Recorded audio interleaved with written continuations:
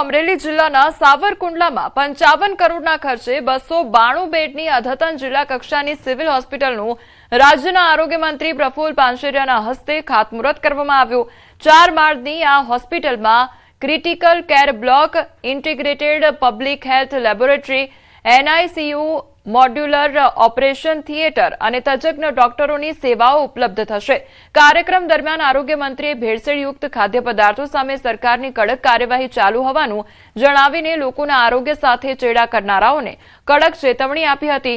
સ્થાનિક ધારાસભ્ય મહેશ કસવાડા સહિત ભાજપના આગેવાનોની ઉપસ્થિતિમાં યોજાયેલા કાર્યક્રમથી વિસ્તારના લોકોને આધુનિક આરોગ્ય સુવિધાઓનો લાભ મળવાની આશા વ્યક્ત કરવામાં આવી।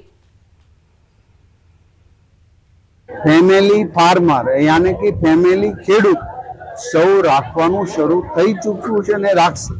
कारण के मारा फैमिली खेडूत फार्मर छे एनी पासेथी ने जो दूध, दही, घी અને અન્ય ડેરી પ્રોડક્ટ ખરીદો। એ આરોગ્યના ક્ષેત્રની અંદર સાવરકુંડલામાં ભૂતકાળમાં રહી છે એ ત્રુટીઓ ન રહે, આરોગ્ય સ્વસ્થ આરોગ્યપ્રદ આખું આપણું સાવરકુંડલા લીલિયા તાલુકો સહિત જિલ્લો રહીને એટલા માટે જિલ્લાની અંદર આવી સુવિધાયુક્ત હોસ્પિટલ આજે એના નવનિર્માણના પાયા આજે ખોદાયા છે। હું એમ માનું છું કે ટૂંક સમયમાં આ સ્વપ્નને સાકાર થતા હું તમે આપણે જોઈશું।